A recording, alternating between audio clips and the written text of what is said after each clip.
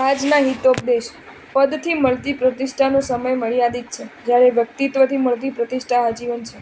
અનંતકાળ જે મળતું આવ્યું છે તેને સાચવવામાં, અનંતકાળ પછી જે મળ્યું છે તેને ગુમાવી ન બેસતા. ઓવરટેક કરવામાં થોડું ધ્યાન રાખવું. સૌથી આગળ ક્યાંક એકલું ના થઈ જવાય. બીજાના અભિપ્રાય પર જિંદગી ક્યારેય ન જીવવી. તમારો પરિચય તમારે ન આપવો પડે ત્યારે જિંદગી સફળ બની સમજવી. યોગ્ય સમય પર કરેલું નાનું કામ પણ બહુ ઉપકારી હોય છે.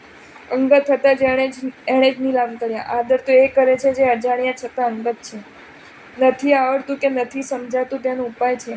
નથી જ કરવું તેનો કોઈ ઉપાય નથી. ગઈકાલનો અફસોસ ન કરવો અને આવતીકાલની ચિંતા ન કરવી. લોકપ્રિયતા આમંત્રણ વગર આવે છે અને પરવાનગી વગર જાય છે. પૂર્વજોની મિલકત હોય કે ન હોય, પણ પૂર્વજોના આશીર્વાદ હોવા જરૂરી છે. અંતરમાં સંઘર્ષ ચાલતો હોય અને ચહેરો હસતો હોય એ જ જીવનનો શ્રેષ્ઠ અભિનય છે. ચિંતાથી બચવા ચિંતન કરવું આવશ્યક છે. એવા વ્યક્તિ સામે ક્યારેય જૂઠું ના બોલતા જે વ્યક્તિને તમારા જૂઠું બોલવા પર પણ વિશ્વાસ હોય. જેને મળીને ખુશી મળે છે એવી વ્યક્તિ જ ઓછી મળે છે. ઝેર ન તો પ્રશ્ન ક્યાં છે? ઝેર તો હું પી ગયો. આ બધાને એ જ વાંધો છે કે હું જીવી ગયો. આ કળયુગ તું જાત સાથે. ખાલી વાતોમાં શું રસ છે? ન જીતાય દુનિયા તો શું, ખુદને જીતાય તોય બસ છે. કોઈ પણ પરિસ્થિતિમાં ધર્મ જ સાચું શરણ છે. ધર્મ એટલે અનુભૂતિ. ધર્મ એટલે શુદ્ધ ભાવના. ધર્મ એટલે વ્યવહાર. ધર્મ એટલે કર્તવ્ય. પૈસાના દાન કરતાં પ્રસન્નતાનું દાન ચડિયાતું છે. પરિચયમાં આવનારને પ્રસન્ન કરો. જીવનમાં બહુ અનુકૂળતા મળે તે સારું નહીં. બહુ અનુકૂળતા પતનનું કારણ બનતું હોય છે.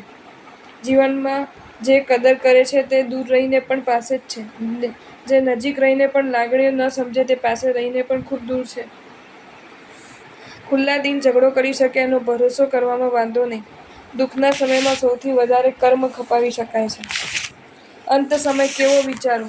ડોક્ટર, તમારી અંતિમ ઈચ્છા શું છે? કોરોના પેશન્ટ, જેમણે મને જીવનમાં તકલીફો આપી છે તેમને ગળે લગાડીને માફ કરવા છે. ઓગળી જવાની જવાબદારી ફક્ત ખાંડની નથી હોતી, એમાં દૂધની ઉદારતા પણ ભાગ ભજવતી હોય છે. આજના માનવને મરણનો ભય છે, પણ મર્યા પછી ક્યાંય જઈશ એનો ભય નથી. પ્રોબ્લેમનું મૂળ સમજાઈ જાય તો સોલ્યુશન તો ઘણા હોય છે. સાચું દરેકને સમજાતું તો હોય છે, પણ અફસોસ સાચા સમય નથી સમજાતું. કાવા દાવા કે પ્રપંચ માટે માનવ ભવ નથી મળ્યો. માનવ ભવનો સદુપયોગ કરો. ક્યારેક આપણે ખોટા નથી હોતા, પણ આપણી પાસે શબ્દો નહીં હતા જે આપણને સાચા સાબિત કરી દે. સમય એવો આવ્યો માણસને માણસનો ડર લાગે છે. પેટના ભૂખ્યાને ઠારી શકાય, પણ પૈસાના ભૂખ્યાને ન ઠારી શકાય. અંતરનો અવાજ સાંભળશો તો બહારનો ઘોંઘાટ પરેશાન નહીં કરે. આહારની આસક્તિ ઓછી કરો. ડરવું હોય તો સાતમી નરકની આયહાર સંજ્ઞાથી ડરો, કારણ કે મહાસાગરના કેટલાય માછલા આહારની આસક્તિના કારણે સાતમી નરકમાં જાય છે. વિચારોના ઢગલામાં વિશ્વાસ ખોવાયો છે. કોણ કહે છે અંતર કિલોમીટરમાં જ કપાય છે? ક્યારેક પોતાને મળવામાં પણ જિંદગી નીકળી જાય છે. સમયને સાથે ચાલવું કે સમયની સાથે રહેવું, તેના કરતાં સમયને ઓળખીને ચાલવું વધારે યોગ્ય છે. સમજી શકનાર વ્યક્તિના માથે સમજવાની જવાબદારી હંમેશા વધારે હોય છે. બનાવટ, સજાવટ અને દિખાવટ, આ ત્રણ વટને કારણે થઈ છે માણસાઈમાં ગિરાવટ. જિંદગી સાચવીને જીવજો, કેમ કે ગ્રહો કરતાં વધુ માણસો નડતા હોય છે. જે વ્યર્થનું વિસર્જન કરે છે તે જ સાર્થકનું સર્જન કરે છે.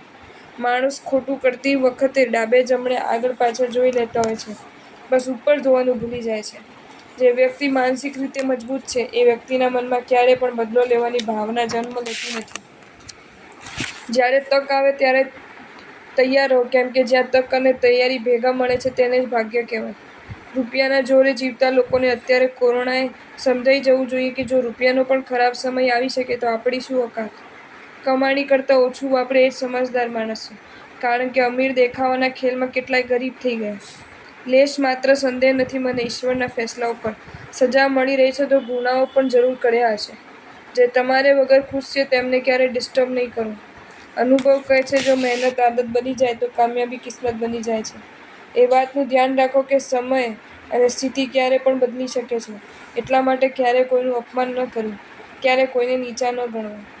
તમે શક્તિશાળી છો, પણ સમય તમારાથી પણ વધારે શક્તિશાળી છે. સારા બનવાનો પ્રયત્ન કરો, સારા સાબિત થવાનો નહીં, કારણ કે આ વિશ્વમાં વ્યક્તિને જોવાની લોકોની અલગ અલગ નજર હોય છે. જરૂર હોય ત્યારે નહીં, જરૂર ન હોય ત્યારે માણસનો ટેસ્ટ કરવો. માણસ પણ ઓળખાઈ જાય અને દુઃખ પણ ના થાય.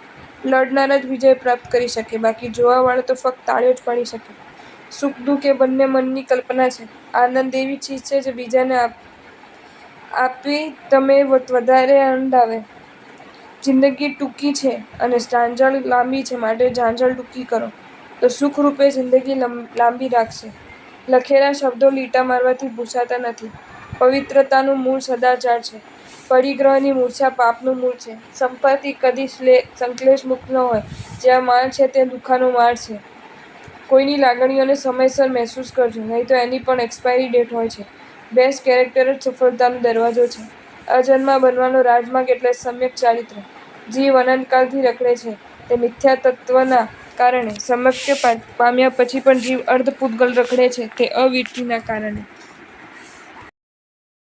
જો તમને આ વિડીયો ગમ્યો હોય તો આ વિડીયોને લાઇક કરો અને શેર કરો, અને આવા જ નવા વિડીયો જોવા માટે જૈન ફેક્ટ્સ એન્ડ સ્ટોરીઝની ચેનલને સબસ્ક્રાઇબ કરો. ધન્યવાદ.